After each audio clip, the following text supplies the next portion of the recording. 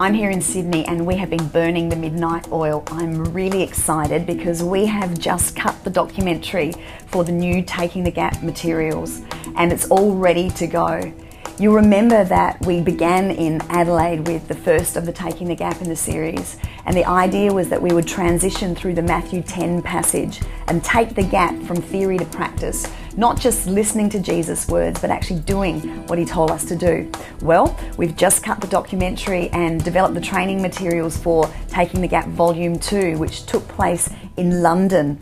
So this time the focus wasn't on healing the sick, but it was actually on preaching the gospel. And that's why we've called this one the Redemptive thread. And it's based on the idea that God is the God of self-revelation. And what we've done this time is we've looked at the different languages that God speaks, and we began to train in those languages. We looked at a basic apologetic, which we identified as the language of reason. We looked at the prophetic, which became the language of revelation. We looked at the language of love and played with some really creative ideas like love language dinner parties. And we explored another couple of languages as well.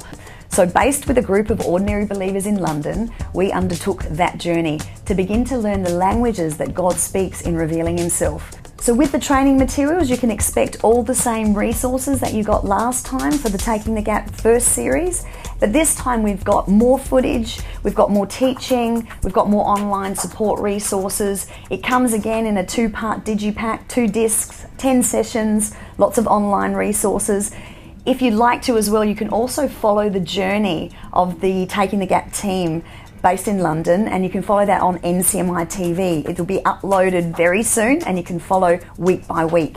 So get in, be quick, and get your team's training with the Taking the Gap Volume 2, the Redemptive Thread.